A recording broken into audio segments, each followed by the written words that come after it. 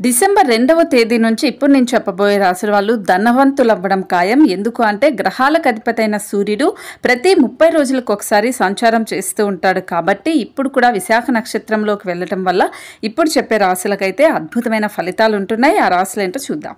శ్రీ శ్రీ దుర్గా భవానీ ప్రత్యంగిరాదేవి జ్యోతిష్యాలయం. గురువు గారు ఫోన్లోనే ముఖాంతరం పరిష్కారం అందిస్తారు. మీ ముఖము, పేరు, గోత్రం చూసి జ్యోతిష్యం చెప్పబడును. వివాహ, ప్రేమ, భార్యాభర్తలు, కుటుంబం, పిల్లలు, ఆరోగ్యం, ఆర్థికం ఇలా అన్ని సమస్యలకు పరిష్కారం చూపబడును.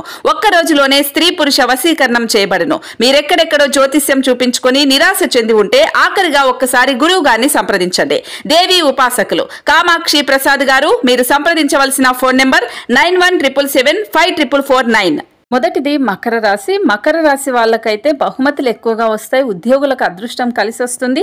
మంచి స్థాయికి కూడా చేరుకుంటారు. ఆరోగ్యం చాలా బాగుంటుంది. అనారోగ్య సమస్యలు గతంలో అనుకున్న ఎప్పటి నుంచో కోరికలు తీరనివి ఇప్పుడు నెరవేరుతాయి. కుటుంబ సభ్యులంతా కలిసి ధార్మిక కార్యక్రమాల్లో పాల్గొంటారు. పుణ్యక్షేత్రాలకు వెళ్తారు. మంచి నిర్ణయాలు తీసుకుని వ్యాపారస్తులు మంచి విజయాలను సాధిస్తారు.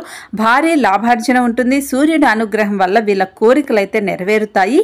ఇక మిథున రాశి వాళ్ళకు కూడా ఆదాయం భారీగా పెరుగుతుంది. అదృష్టం కలిసి వచ్చి అందలం ఎక్కుతారు. అనారోగ్య సమస్యలు తొలగిపోతాయి.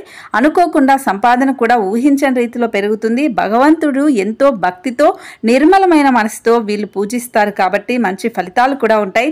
సంపాదనతో నలుగురికి సహాయపడే పనులు చేస్తారు. సమాజంలో మంచి పేరు కూడా తెచ్చుకుంటారు. ఇక తులారాశి వాళ్ళకు కూడా వ్యాపారాలు చేసే వాళ్ళకు బాగా కలిసి వస్తుంది. అనుకున్న పనుల్లో చాలా సులువుగా విజయాలను అందుకుంటారు. మంచి పేరు తెచ్చుకుంటారు. సంతోషంగా జీవిస్తారు.